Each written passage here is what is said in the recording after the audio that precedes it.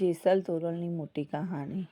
કચ્છની ધરતી પર એક સમય હતો જ્યારે જેસલ જાડેજા નામનો એક ભયંકર લૂંટારો રહેતો હતો. લોકો તેના નામથી જ ડરી જતા, રસ્તાઓ ખાલી થઈ જતા, કારણ કે જેસલ કોઈને પણ લૂંટી લેતો. તેને ન દયા હતી ન ભય.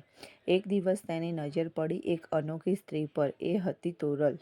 તોરલ સામાન્ય સ્ત્રી નહોતી. તેના ચહેરા પર શાંતિ, આંખોમાં ભક્તિ અને બોલવામાં કરુણા હતી. જ્યાં જેસલમાં ક્રૂરતા હતી, ત્યાં તોરલમાં દયા હતી. પ્રથમ મુલાકાત.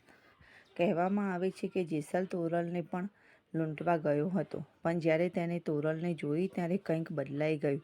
તોરલે ડર બતાવ્યો નહીં. એ શાંતિથી બોલી, જેસલ, તું જે કરી રહ્યો છે એ ખોટું છે. તું ઈચ્છે તો તારો રસ્તો બદલી શકે છે. આ શબ્દો સીધા જેસલના દિલમાં ઉતરી ગયા. પરિવર્તન. એ દિવસ પછી જેસલના મનમાં સંઘર્ષ શરૂ થયો. એક તરફ તેનો જૂનો લૂંટારા સ્વભાવ અને બીજી તરફ તોરલના શબ્દો. ધીમે ધીમે તોરલની પ્રેરણાથી જેસલને લૂંટફાટ છોડવાનું નક્કી કર્યું. એક સારો માણસ બનવા લાગ્યો. લોકો આશ્ચર્યચકિત થઈ ગયા.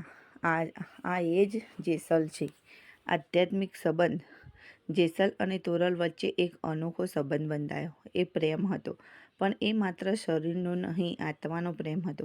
તોરલ માટે જેસલ એક શિષ્ય જેવો હતો અને જેસલ માટે તોરલ માર્ગદર્શક. અંતિમ ક્ષણો અને સમાધિ. સમય પસાર થયો અને એક દિવસ બંનેએ નક્કી કર્યું કે હવે જીવનનો અંત શાંતિથી સ્વીકારવો. કહેવામાં આવે છે કે બંનેએ સાથે સમાધિ લીધી. આજે પણ તેમની સમાધિ જેસલ તોરલ સમાધિ ખાતે આવેલી છે. લોકો ત્યાં જઈને પ્રાર્થના કરે છે અને આ કહાનીને યાદ કરે છે. કહાનીનો અર્થ. આ વાર્તા આપણને કહે છે, ખરાબ માણસ પણ બદલાઈ શકે, સારા લોકો દુનિયા બદલી શકે. સાચો પ્રેમ આત્માનો સંબંધ છે.